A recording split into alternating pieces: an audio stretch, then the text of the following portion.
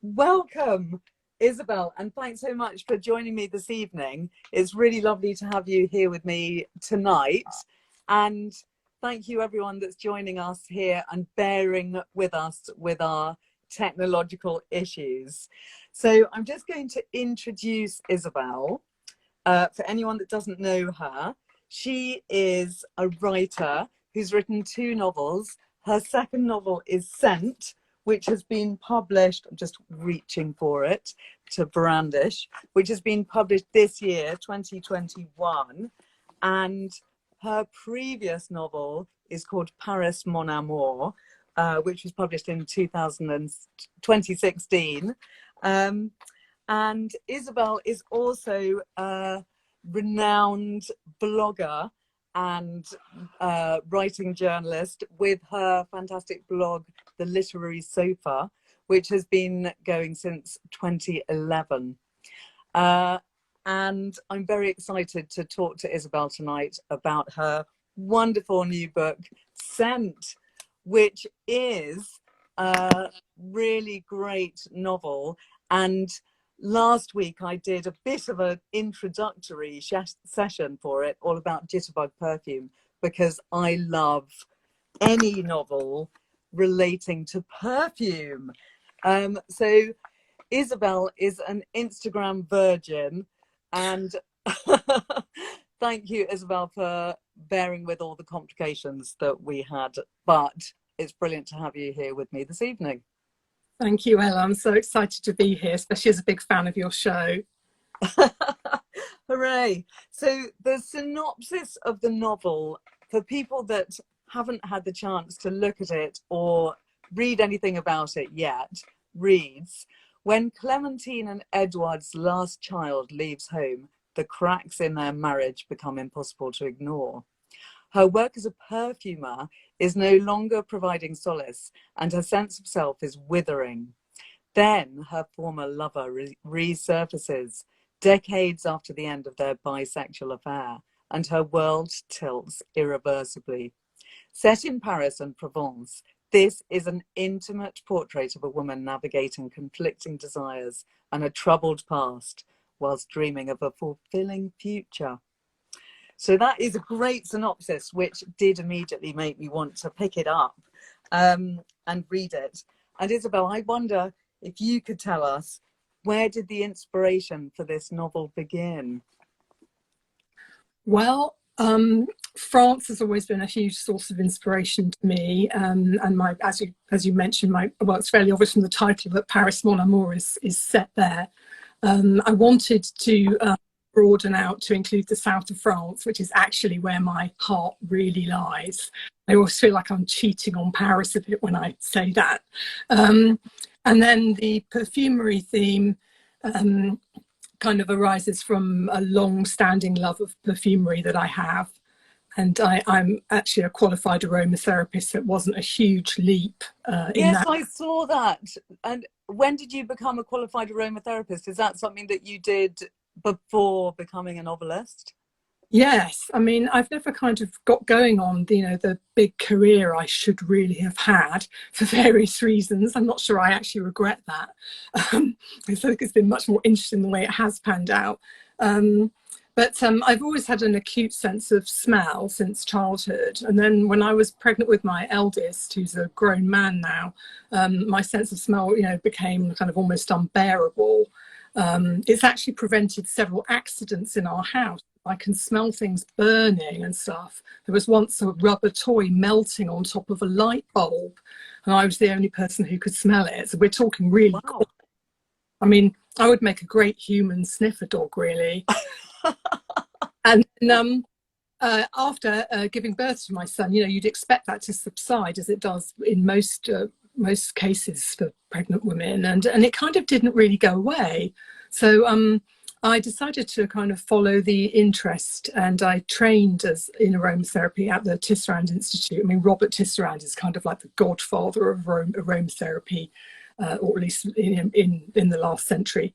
And that was a wonderful experience. And I was always more into the artistic and creative side of aromatherapy than the bodywork side. I mean, you know, I prefer being on the receiving end of a fabulous massage than actually giving it. So, I mean, I am a qualified massage therapist, but I don't actually do it Ah. unless people ask me very nicely. And would you have liked, or would you still like to actually work in perfume itself? So aromatherapy is a bit of a different strand of the perfume industry, isn't it? Because it's more of a kind of healing art than the pure type of perfumier art, as in your novel. So in your novel, Clementine, the main character, is actually someone that makes bespoke perfumes. Is that something that you would love to do? In fact, have you ever done it? Well, I mean, I haven't done it professionally, and I don't think I ever will, because I mean, it is actually an allied discipline, but actually surprisingly different.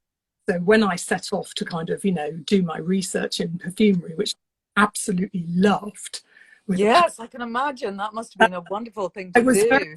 struck by the differences, almost more than the similarities. I mean, aromatherapy is obviously a kind of gateway to perfumery. I mean, when I went to classes that involved other people without any kind of olfactory training, you know, I realized I did have a big heads up. But perfumery is a very, very different art, mostly because of the, you know, huge role of synthetics in modern perfumery. And of course, aromatherapy is, you know, very much as possible about pure botanics, except where they are illegal, you know, because of, you know, a lot has changed over the years with, you know, environmental concerns, animal rights, etc., you know, health hazards and stuff like that. So I just found the whole thing absolutely fascinating, and I studied so many different fragrances, and made a thorough nuisance of myself in perfume counters in London, Paris, and anywhere else I set foot, really. And Yes, I can it imagine. was almost like voyage of discovery. But that's important to me, because I think if you feel real passion for your subject, um, and I mean, much as I love writing novels, I don't find it like falling off a log, you know. I mean, it requires a lot of effort and stamina, especially as I'm not a fast writer. So, I mean, I only write about things that I'm absolutely, you know, passionate about, and which hopefully increase in size as I'm writing the novel. I mean, a novel takes me at least 18 months to write, and I need to become more invested in it as I go along, more excited, not less. Absolutely. Yes. So, well, I'd love to hear more about your writing process in a minute, but tell me a little bit more about the research that you did into the world of perfume. Is that something that you did in Paris, or were you able to do it in London, more I'm local to where you live? fortunate to be able to do it in London, actually, at the mostly at the Experimental Perfume Club, which is a brilliant kind of pop-up in Hoxton, Ooh, fantastic. That sounds which like is, somewhere I want to go. yeah, I'm sure it will be kind of coming back to life after the pandemic. And it's led and founded by a fabulous French, very glamorous and lovely French perfumer, Emmanuelle, she's a chemist originally, and has worked in fine fragrance, you know, creating perfumes for many different major clients and stuff. So I was very fortunate to be able to go to several classes at her little atelier, I suppose we could call it, and I also, Amazing. That must have been brilliant. it was really brilliant, and I actually created my own fine fragrance named after my first book. Oh, that's so cool. So Paris, And Paris, Mon Amour. yes, which actually makes a great name for a perfume. If I ever get round to creating one for this book, it's going to have to not be called Scent, because No, it needs something, a more original name, that doesn't would it? be a little bit pedestrian and slightly lazy. But It could be yeah, called Clementine. That would be a it, nice name. it could, yes, because for those who haven't read the book yet, the protagonist is called Clémentine, and her own boutique in the 6e arrondissement of Paris is called Arôme de Clémentine, Yes. which might actually be a bit confusing, in all honesty. for a perfume brand, because it would make it sound like every single one of them was clementine flavored. But I mean, you don't have to worry about that level of detail when you're writing a novel. Exactly. So during your research for the novel, you obviously got lost in the world of scent, and that sounds like a really wonderful thing to do. And did that experience actually change your perception of smell and perfume? Because you obviously already had a very strong and refined sense of smell, but I imagine that studying it, you must have discovered whole new worlds of aroma of which you were unaware. Yes, I mean, in order to kind of convincingly portray a professional perfumer, I had to kind of get more into, I had to start thinking more about the structure of perfumes and how they're created and layered. There are so many parallels with the act of writing a novel, actually, because a perfume, particularly a bespoke perfume, but even for a commercial fragrance, you know, it needs a beginning, middle, and end. It needs an arc, and it needs a kind of story.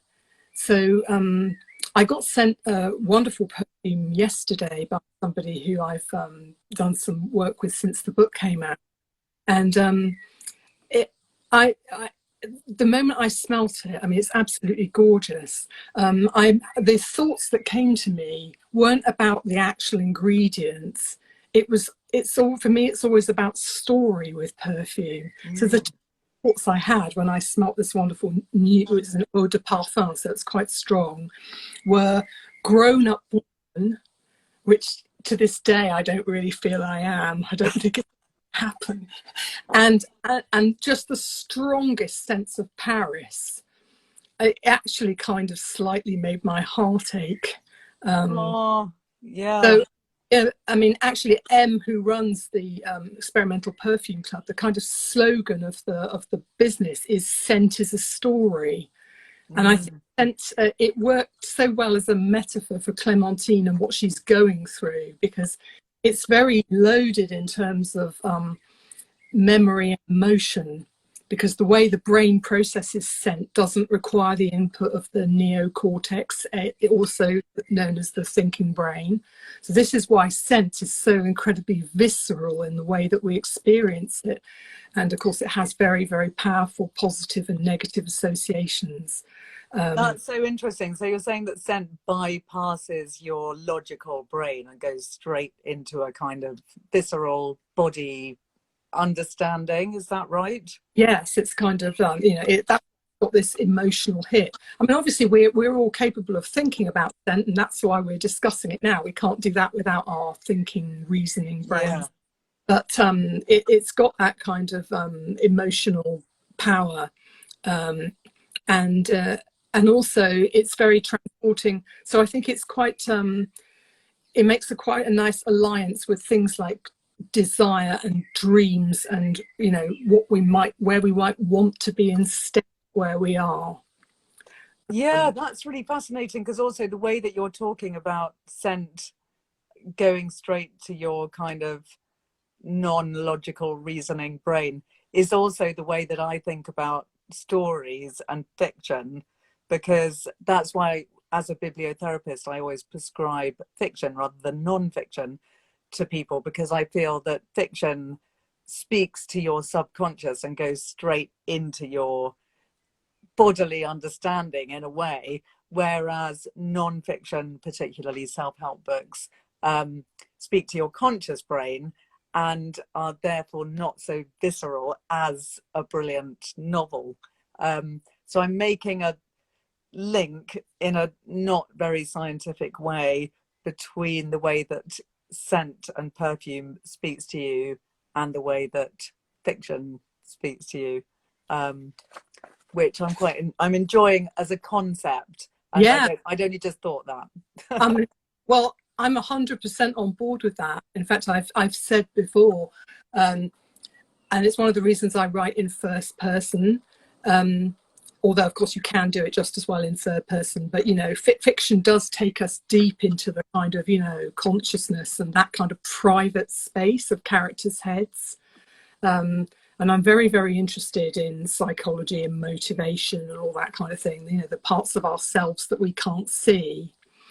And it kind of, it enables, as a novelist, it enables you to kind of riff with, you know, the way the character is appearing to other people and the way that the reader knows they feel inside. Because, of course, you know, we all have to do this for society to work. Otherwise, there would be, like, you know, rampaging and meltdowns and terribly embarrassing scenes all around. And of course, in the book, Clementine and her, you know, very sexy, confident assistant Suzanne do this experiment, you know, where they kind of they have a pact to tell the honest truth in every situation, 24 hours, which doesn't sound that difficult, does it? Except that, you know, when you actually come to do it, it does really point up the, you know, the difference between our sort of outer and inner worlds. Absolutely. And that rampaging idea of society going out of control is something that happens in the book Perfume by Patrick Suskind. And your main character, Clementine, in your novel, reads that book every summer, she says. And I wondered, it's the book that everyone thinks about when one brings up the idea of books about perfume. And I wondered if that is a very important book to you as well as to your character, Clementine. Yeah, I mean, I think it's an absolute masterpiece. I mean, I've only read it twice, but I mean, I've only read my favourite book ever 3 times, which is Madame Bovary. So, I mean, I'm not really a rereader.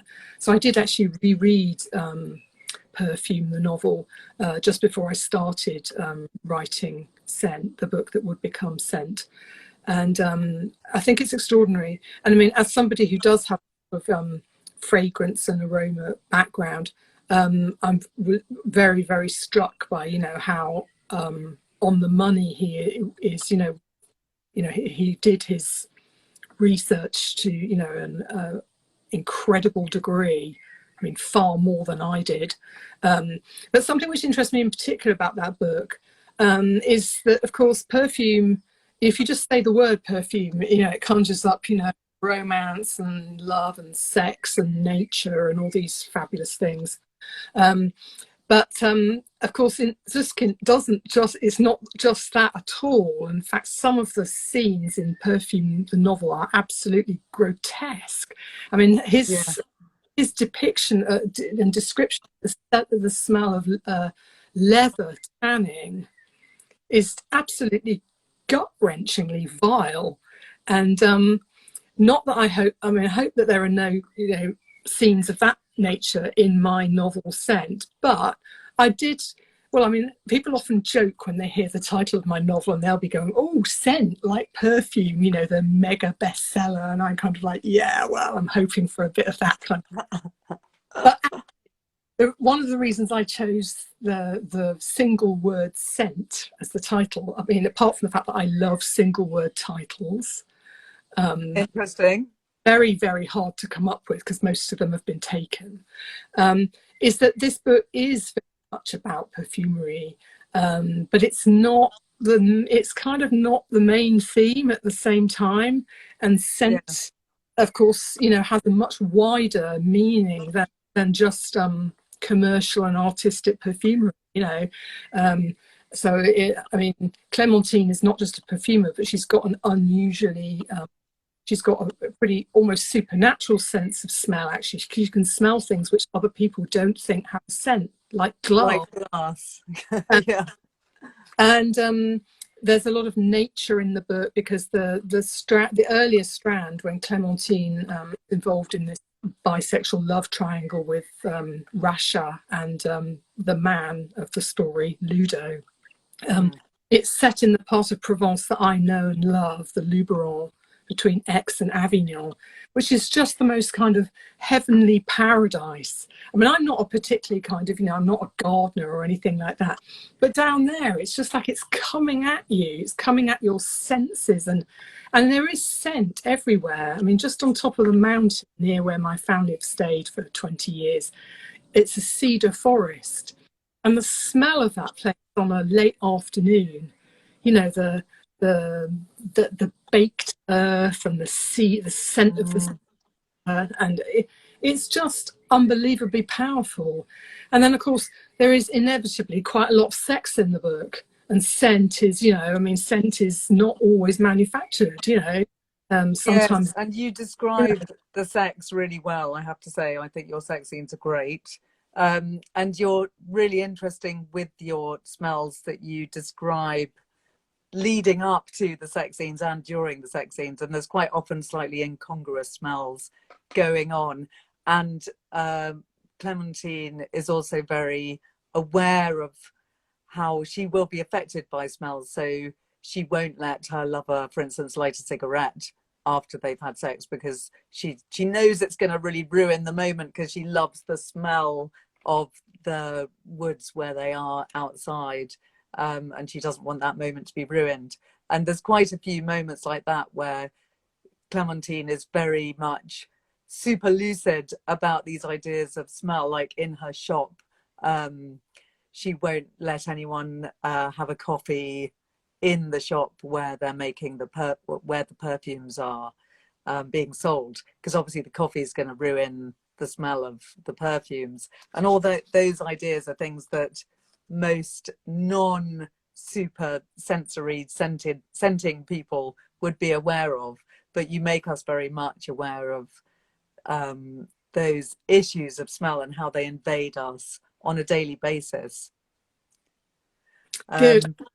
Glad that comes through. I mean, it's not a massive reach for me because this is the way I personally experience the world.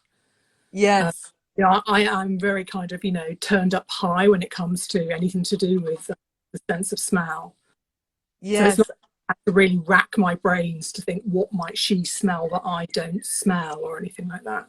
Yes, no, it's clear from the way you're writing it that it's all ideas that just come from your perception of the world as well. But I really enjoyed thinking more about smell, because I'm also, when we were talking earlier, I was telling you that I'm also, I think, quite a olfactory person. And also since being pregnant, I became more aware of smells. And I do often pick up on smells that other people don't notice. So it's great having those described to me by you, because I hadn't necessarily put them into words, I think. So that was one of the things I loved about the novel. I just wanted to read a tiny bit from Patrick Suskind, where he describes smell very powerfully. So from the book Perfume, he says, odors have a power of persuasion stronger than that of words, appearances, emotions, or will. The persuasive power of an odor cannot be fended off. It enters into us like breath, into our lungs. It fills us up, imbues us totally. There is no remedy for it. Wow. So that's like what you were saying earlier about the way that scent goes straight into your inner being and bypasses the reason of your brain. And I do think Suskind is very much about the visceral side of perfume, isn't he? And as you said, the dark sides of perfume as well. He often equates perfume with death as well. But I might talk more about perfume later. But I would love to ask you to read a bit from your novel, because we talked about a passage earlier that you might read to us, which for me encapsulates many of the wonderful things about your novel. In a short space of time, it will give listeners an idea of the way that you describe scent, but also the way that you're describing relationships in this slightly complicated situation that Clementine finds herself in. Yeah. So would Um, you be happy to read that section that we talked about earlier? yeah, absolutely. And it was a real pleasure that you chose reading, because I haven't read this bit before, and actually it is a good pick, I think. Excellent. Okay. There was no one home, which was, after all, the most likely state of affairs.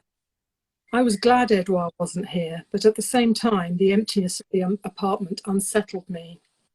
I should have put some music on, but couldn't think of anything right for how I felt, in my head or my body.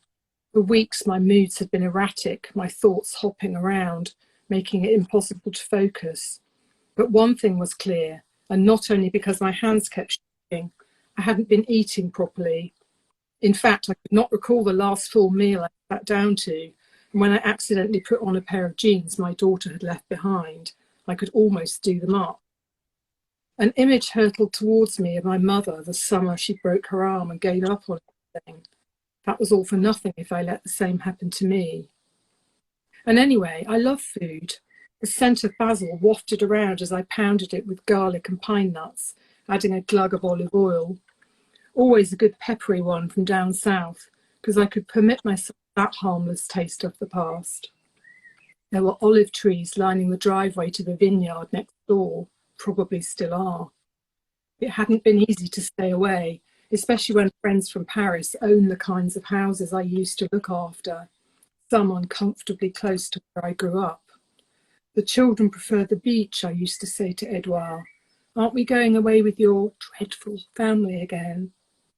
And then the winter was coming, when all I craved was light. I'd cooked the whole packet of fresh tagliatelle on autopilot. Steam flowed from the ribbons as I extracted a generous portion from the tangled heap. The pesto crept over them in the bowl, dark and lustrous, the first forkful devoured before it reached the table. Caffeine and adrenaline had been my only sustenance all day, unless you count ugly perfume bottles and beautiful green eyes. The papers I'd taken from Frederick's shop were still in my bag. Since I had every intention of returning them, there could be no harm in taking a look. First, I cleared the table and spread out a clean tea towel, then put on a pair of disposable gloves. Whatever this was, it came from an antique shop and deserved respect. The envelope was addressed by name only, to Mademoiselle Hortense Guérandeau, and must have been hand-delivered. I knew before I unfolded the single sheet folded into quarters that its contents would affect me, just as the air tingles before I unscrew the cap on a rare ingredient for the first time. The letter was dated 13th of February 1915. Hortense, mon amour. This will be short, as no words can convey the pain of leaving you. But no sadness or fear can equal my joy when you gave yourself to me, in body and in heart. Mine belonged to you for all eternity, God willing, in this life, which has revealed itself to be sweeter than I ever imagined. Think of me every day as I will be thinking of you. If you love me half as much, I'll be the luckiest of men. Until we meet again, Auguste. The tendresse of these strangers' story from over 100 years ago hurt in my ribs. I breathed through it, telling myself it would be worse if I had never felt that way. I love that. I really love that letter, which is described there. And I particularly love the way when Clementine is opening it, she knows that the contents are going to affect her, just as the air tingles before I unscrew the cap on a rare ingredient for the first time. I really love that idea that she has the same sense of something wonderful about, or amazing or very affecting about to happen, as she does when she's about to unscrew the cap of an ingredient that's going to smell wonderful. So I found that a really fantastic passage. And it also has so many of the themes in your book within it, including love and romance and marriage and passion. And one of the things that you talk about a lot in the book is being a woman of a certain age. So being middle-aged, and we've spoken and you've talked in interviews before about how in a way that arena of literature is your home terrain, and you feel that it's an area in literature which is not covered very well. And also I also find as a bibliotherapist that it's really frustrating looking for books about women in middle age and menopause, and whose children are leaving home, and who might be having different feelings about their marriages and so on. And that's exactly what you're tackling in this book, Scent, and also in Paris Mon Amour. That was also the same area of life. Why is it, do you think, that we lack those kinds of books in our literary world at the moment? That is my perception, and yet I'm always very wary of saying that there. I mean, I don't think it's the case that there aren't any. I think it's the case that there aren't many. And if there are loads out there, then it's a bit odd that I don't know about them and you don't know about them, given that we both live and breathe. I mean, I've been running the literary sofa for 10 years, nearly 10 years. I would say I'm, more than averagely plugged into the fiction market.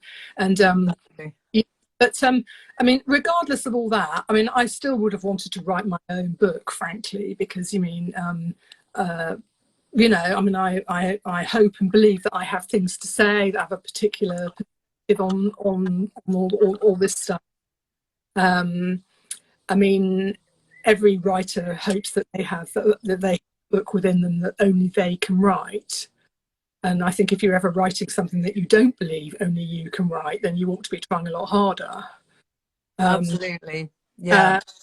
So, I mean, it was partly inspired by, well, I was going to say it was inspired by my own midlife experiences, but actually the 3 years that I had subsequent to starting this book were infinitely more tempestuous than I had experienced up to that point. If I kind of knew what all the sort of hell that was going to break loose for me personally, I might have kind of decided to write about something completely different. But I mean, I have no regrets, because I do think that it is a period of life where a lot of things crowd in at the same time, which are all quite challenging in their own right. Regarding, I mean, this slice of life is often known as the sandwich generation, where a lot of people are managing, older parents, potentially losing their parents, children if they have them. And of course, not all women have children and not all women are married. It's important to recognise that. I've written about women who are in those situations as well. Long relationships can look very different over time, and all of these, sexuality is, not a fixed point for everybody. Although it pretty much is for Clementine, in as far as she had never experienced love and desire for a woman before she met Rasha at the age of 20, but then clearly she went on to marry a man, and she has a bit of a will they won't they with Frederic in the antique shop owner, and it's the letter in that excerpt that I just read is from his shop, so he's the owner of the beautiful green eyes. But yes, I love their relationship. She's never got Rasha out of her system, and of course was absolutely never expecting that Rasha would re-emerge in her life 25 years later. Exactly. And one of the things which really fascinates me is how we become who we are, and whether we can ever really leave the past behind. I've got a kind of a really different take on that, because I think that when you do go through difficult things, especially a bit of an onslaught, you can actually pop out the other side feeling quite different about life, and this has happened to me.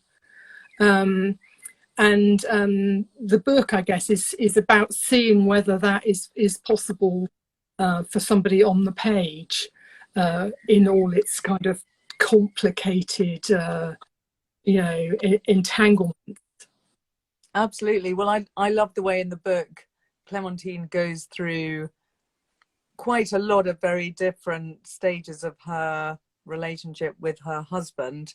And also we see her being a 20-year-old woman at a very different stage of her life. And so you manage to pack in a huge amount of life choices and life changes into the action within the novel, but in a very elegant way. So we do get a sense of her entire life and up to now, up until she's 46, and how things are changing and how her past is so relevant to her present as well. But I'm aware that time is not on our side, and I wanted to ask you a little bit about the writing process. So I know that you're beginning a new book now, and I'd love to know a bit about the process of how a novel evolves in your mind and how you go about the process of creating a new one. Well, this next one is going to be a bit different because I've written 3 novels to date, of which 2 have been published, and all 3 of those started with a short story. Whereas I think I'm going to bypass that this time because I've got an idea which came to me literally 2 weeks ago. Fantastic! How exciting! It seems hard to believe now the weather's so beautiful, but remember how awful the weather was last month? Yes. Just been to the pool. I'm a big swimmer. I have loads of ideas when I'm in the water, and I went in the sauna afterwards, which is unusual for me because I'm not that into it. And then afterwards, I had one of those needle thread showers, that are so kind of like. And I just, I had an idea for a novel which was so strong, I actually had to lean forward on the parapet like I was almost physically unbalanced. Which is kind of like, sounds really crazy, doesn't it? But I am a very kind of physical person. So, I took that as a really good sign. Yeah, that's great. And so I have a strong feeling that it's going to be set entirely or pretty much entirely in the south of France, which is a place that I'm desperate to get back to. For me to not have been to France for nearly 2 years is absolutely without precedent. And I miss it terribly. But having said that, I know the south of France well enough that I can at least get off the blocks. So at the moment, it's just becoming bigger and brighter every day. And I know that will continue for probably at least another month. So, and are you actually writing it down yet, or are you just thinking about it and mulling it over? I've written a few things down, but this shocks some people. But I often think that if I'm not that precious about writing stuff down, because I often think that the idea is good enough, it will stick. Yeah. And interesting. I've been writing for 12 years and I think I stand by that for myself. Having said that, my memory is a bit off post-pandemic. Can we say that? I think we should say it. Let's say it tonight. Yes.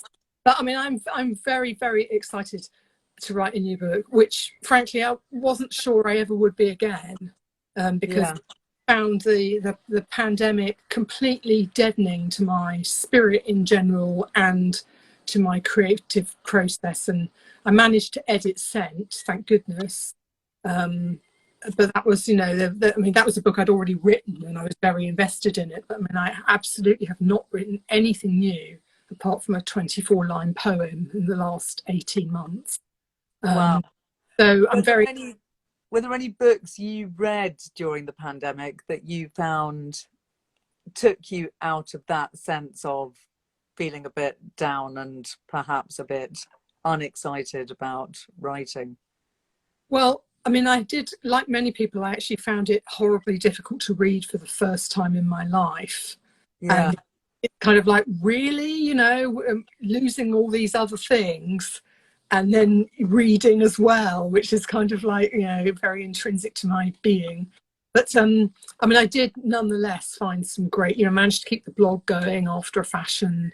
I mean, I discovered some amazing books last year. I mean, Tyler Keevill's novel, Your Still Beating Heart, is an absolute work of genius, incredibly moving book about a young woman whose husband's just been murdered in London, who sets off on this escapade across Eastern Europe. That was absolutely incredible. And also the Cazalet Chronicles, which I'm sure you've recommended to many people. Yes, and actually they were big in the pandemic. Lots of people read them. Absolutely. And one thing I think is really fascinating is when I was both editing my own novel Scent and when I was reading the Cazalet Chronicles, especially the second volume, it's amazing how things speak to you differently. In the light of the zeitgeist and what's going on around. I mean, there are lines in my own book where I almost deleted them because I sort of thought, oh my God, I can't say that because of what people are going through and stuff. And then I thought, well, hang on a minute, this book is hopefully going to be being read for quite a while. And, I don't think I did delete anything on that basis, actually. And, yeah. And then this, I mean, I've just released my summer reads selection today. I'm back in the zone. So. Yes, I saw that, which is great. There's a really good selection there. So anyone watching tonight, do go and look for Isabel's summer read selection on the Literary Sofa blog, because there's a really great collection of books. You did mention Piranesi as a book that you loved reading as well. That was one of the favourites from last year. I listened to the audio book, which is brilliantly narrated. I'm very afraid that I might pronounce the actor's name wrong, so I do urge everybody to look up this audio book. And it's not. I agree. It's a fantastic audio book for him because actually he did the most stunning job. And I bought myself at great expense a fully waterproof coat because I just had, when I couldn't swim, I had to walk for about 2 hours a day just to hold on to my sanity. And I put my big head cans on and I listened to that book and I really did walk. And it's a book where there's a lot of rain and dampness and leaking. Yes, and water sloshing around on pavements. And I was literally listening to that audiobook, walking in torrential downpours. And in a way, it was really atmospheric and enjoyable. And it was, it was utterly transporting. I think it's an extraordinary book. Yes, I absolutely loved it. And I did listen to the audiobook 3 times because there was something incredibly mesmerizing about it. And also because it's a book that you at first don't understand what's going on, that it's great to go back and read or re-listen. So I'm glad that you loved that as much as me. And when you are writing your own books, do you actually want to read books by other people? Or do you find it distracting if you're reading a book by another author that kind of invades your brain? I'm glad to say that I absolutely do not suffer from that problem. I mean, I'm not sure that I'd be willing to make that sacrifice, to be honest. I enjoy writing. I'm not somebody who absolutely has to do it. And I have to kind of, like, as you probably gathered, I have to get up a big head of steam. I have to be majorly excited and about, if I don't think I've got a real cracker of an idea, I won't sit down and try and look for one. It has to come to me like it did the other day. Yes. But I don't find that I find I break off more from other people's reading to think about tangents that might relate to my own work. But I don't find that I'm tempted to, I haven't found myself copying anyone else's style or hopefully not plagiarizing their ideas and stuff like that. I mean, I have more ideas of my own than I know what to do with. And I also wouldn't really know how to write like anyone. So, I mean, nobody can ever think who to compare me to, which is annoying in the book. But at the same time, but probably a good thing. I do take that as a compliment, ultimately. Yeah, you are unique, Isabel. You have your own unique style. So it's great not to be compared in a way, I think. And do you have any ailments that you are willing to share with me and the audience that I might be able to cure with a novel? Well, I don't know whether it's usually considered an ailment, but given that I'm a big traveller and I can't go anywhere, I would be tempted to say wanderlust, because I speak German. I don't know how to say this. I want to lust, wanderlust. You know what I'm talking about, Ella. I do. Well, I did wonder, because you're such a lover of France. There's a couple of books that I thought you might not have read set in France, which would speak to you for the side of you that's desperate to get to France, because I know you're dying to get back there. One is highly likely you've already read, which is The Dud Avocado by Elaine Dundee. No. It's so good. I'm so happy that you haven't read it. So it's a kind of cult classic from the 1960s. It is an American novel, but it's set in Paris. And it's such a lovely book about a girl going to Paris. It's kind of a coming of age novel. She's 22 and she's been sent to Paris by her uncle, a sort of rich sugar uncle, who tells her to go to Paris and have a wonderful time for 2 years. He'll pay for everything. She just has to write to him and tell him what's going on in her life and tell him all about it when she comes home. So she goes off and has adventures in Paris, and she's a real sort of champagne cork of a woman who is quite shy at first, but slowly finds her feet and finds herself and has all sorts of adventures in Paris. So it's about being an American in Paris in the 1950s, but it really celebrates all the joys and gorgeous aspects of Paris. So that would be a great one, and it's quite an easy, light read, which I think you'd really enjoy. Great. And then the other one I wondered if you knew is a more modern book, The Reader on the 627, which I have read you've read it. And yeah. what did you think? Did you like it? It is a very charming book. Perhaps I like a bit more darkness personally, sounding a bit evil there, but I completely can see its appeal. And actually, you know, I mean, I did enjoy it. It reminded me a bit of one of my favourites, which I think is in the same vein, which is The List of My Desires by Grégoire de la Cour. Which I don't know. That sounds interesting. Yeah, it is. I mean, the French title is beautiful, La Liste de Mes Envies, which is actually referenced in my debut novel because I love it so much. I really love a novel. You know about it because it gets mentioned in my book. Excellent. Yes, I love the fact that your protagonists are also big readers, or Clementine obviously is. And it's one of the things that is a slight issue between her and her husband, that he didn't read the books when she wished he did. So so I'm just thinking of wanderlust generally. We have in the novel Cure, as a cure for wanderlust, we have Homer's Odyssey, which I don't know if you feel like sitting down and reading now because it's a big one, but actually quite a close book to that, which might be more up your alley at the moment, is Natalie Haynes's kind of retelling of the Odyssey, which is A Thousand Ships. Have you read that one? I haven't, no, but I've heard great things about it. Yeah, because that is a fantastic book.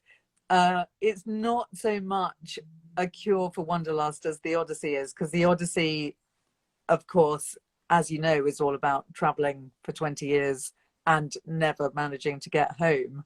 So it's kind of like an extreme cure for wanderlust. Whereas Natalie Haynes's book actually retells the story of the Odyssey from the women's point of view. So it's more about the women who get left at home or sacrificed or taken to places unwillingly where they actually don't want to go because they're going to be someone's wife or chattel. So it's actually quite a harsh read in lots of ways, but it is a brilliant different view on the Odyssey, which I really love as a book. Mm. But you do have to slightly read it with gritted teeth, because there's lots of young women having their throats cut, and so quite harrowing. Not that she's being deliberately gory, but she's just telling it how it is, but from the women's perspective. So yeah, that is a great read. But I did say that I would talk a little bit about other books relating to perfume before we end the session, and we are very much running out of time. So I'm just a bit worried about if you turn off, whether it might actually end our whole session.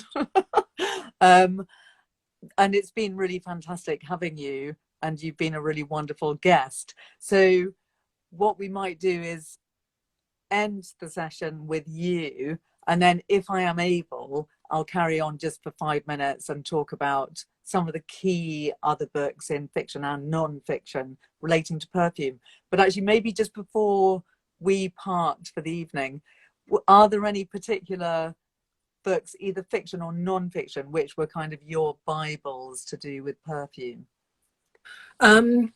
Well, yes, I mean, the ultimate kind of Bible, it's literally known as such, is Perfumes by Luca Turin and Tania Sanchez, which is kind of, you know, an reference book, you know, to all the famous perfumes. Yes, and that sounds brilliant. It is it's a fantastic book, and there's a big essay from both of the authors or each of the authors at the front, which is very, very interesting. And then there's also Lizzie Ostrom's Perfumes: A Century of Scent, which is a fantastic, you know, history of modern perfumery, and modern perfumery kind of kicked off with the discovery and invention of synthetics in the 1880s. So it takes you all the way back. So those are the two, above all, that I would recommend as non-fiction for like parfumistas. Ah, great. Well, Lottie, who's here tonight and is just commenting on the Instagram, says that she has that book. Lottie, can you write down which one it is on the comments? Because I'd love to know which one it is. And also, I'm really intrigued that you have the book, because I would imagine it's quite a niche book to have for perfume lovers. But maybe I'm discovering that Lottie is actually also similarly obsessed with perfume and smell, as we both are. She's saying that it's the Turin book that she has. Yeah, so that was the first one. Yeah, it is quite a well-known book in the mainstream, actually, because I mean, it's unbelievable how many people, how many members of the public have got a thing for scent, or are really, really just fascinated with the topic. So it's slightly less niche than you might think, actually. Okay, yeah, that's really interesting. So I'm going to say now, thanks so much, Isabel. It's been really fantastic having you on my Bibliotherapy Live session tonight. You've been a wonderful guest. And anyone that hasn't yet got a copy of Scent, this gorgeous book, is now in the shops, isn't it? It's out there and available. So I hugely recommend it. It's a really excellent read. And it's not just about perfume, it's also about really great themes of love, passion, menopause, and marriage, relationships, as we were discussing earlier, and Paris, of course. So do go out and get it, and I know that you'll love it. And Isabel, thanks so much. I'm sure we'll talk again soon. So if you now attempt to leave this Instagram chat, I'm just going to talk a tiny bit more about some of the other books about perfume. Okay. Yeah, thank you so much for having me, and thank you to everyone for joining us. Yeah, thanks, Isabel. See you soon. Bye. Yay. So we're still live, so it's still going, which is great. So I'm also aware that it's nearly been an hour, so I won't be long, but I just want to mention a few great perfume books. So I did talk last week about Jitterbug Perfume, one of my favorite novels ever, which is all about perfume. So do read that if you haven't read it already. Another book, which is not so directly about perfume, but does have a bit of a perfume theme in it, is The Crimson Petal and the White by Michel Faber, which is another of my favorite books, generally speaking, though the perfume element is not so large within the book. Basically, one of the main characters is a perfumier. It's set in Victorian England, and we do have a little bit of visiting lavender fields, and we get a bit of the business of perfume, but not a huge amount. But it's an amazing book anyway, so do read that. Then a couple of non-fiction books I'd like to mention. Fragrant, The Secret Life of Scent by Mandy Aftel is a really fantastic non-fiction book all about aromatic ingredients from all over the world. Mandy Aftel herself has created many fragrances and perfumes, and she writes very authoritatively about the ingredients that make them. She's written another book too called Essence and Alchemy, a book of perfume, which tells the stories of the ingredients such as cinnamon and the spices that have gone into perfume over the years, and jasmine and so on. And she has a lot of amazing stories to tell, which are great fun, and they're a really, both of those books are really fun and informative reads with a lot of anecdotes in them. The Diary of a Nose, A Year in the Life of a Perfumier by Jean-Claude Eleanor, which is written by the perfumier of Hermès, and it's all about his experience as a top perfumier in France. And that again is a really fascinating and revelatory book. There's Perfume by Patrick Suskind, which we have touched on a bit, which is subtitled The Story of a Murderer, which is a book that everyone's got to read at some point in their lives, unless you do actually have a great dislike of melodrama, and there's a bit of goriness in it too. But it is very brilliantly written and a fascinating novel, which is a great read. And it's one of those books that I've actually been trying to get hold of today, and I gave it away, and all my friends have read it, but they've all given it away as well. Why is that? Nobody seems to actually have it in their house, but I'm determined to get another copy so that I can reread it again, because I haven't read it for a long time. So that's Perfume by Patrick Suskind. Then there's a couple of other novels, such as The Perfume Collector by Kathleen Tessereau, which is also set in Paris, which is another lovely book set in the 1920s, all about perfume. And The Book of Lost Fragrances by J.H. Rose, which has a really great kind of perfume time traveling element, which unlocks the memories of past lives through perfume. So that's The Book of Lost Fragrances. And there are many more lovely novels which involve perfume. And if anyone has particular ones that they know and love, please tell me, ones that I've missed out. I'd love to know, to add to my ever-growing collection of books on my shelves. But I'm going to end it there. I think it's a topic definitely I want to return to again, because there's so many fascinating strands of the perfume story, and so many great subjects and ideas that come up when catalyzed by perfume. And I'd love to hear any of your perfume stories. But thanks so much for joining me and Isabel here tonight. do go and get her book, Scent, which I can guarantee is a fantastic read. And I will see you next week.